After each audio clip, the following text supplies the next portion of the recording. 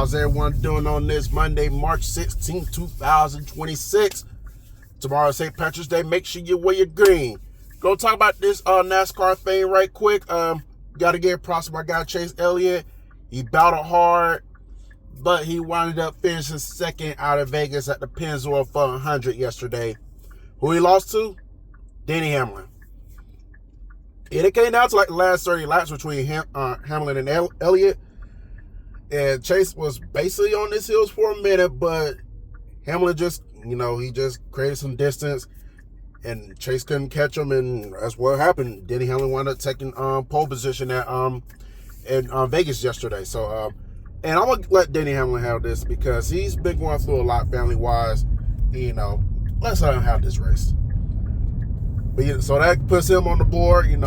As y'all know, Tyler Reddick won the first three races. He won Daytona, Atlanta, and Austin. And then last week, Ryan Blaney took Phoenix. And yesterday, it was Denny Hamlin's turn. He took Vegas. He took Vegas. Now next week, this upcoming weekend, I should say, the race does shift back east.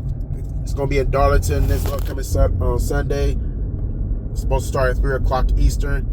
And that's kind of interesting that a lot of these races, I can understand like the races on the West Coast, they start at 3 o'clock. But in all honesty, I was not anticipating this race with in Darlington to start at 3. So that kind of really took me by surprise. But nonetheless,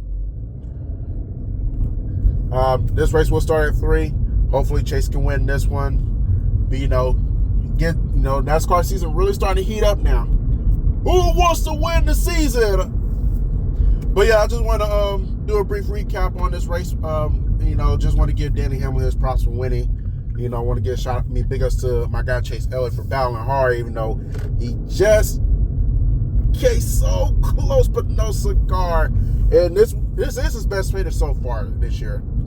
He could have won Daytona, but you see what happened. It is, it is what it is. I'm not going to trip by. He has plenty more opportunities. I'm sure he's going to at least get one in before the if not two, he'll definitely get one in before the season comes to an end. Because the season is young, anything can happen. All right, but that's going to be that. We'll talk more about we'll talk about Darlington next week.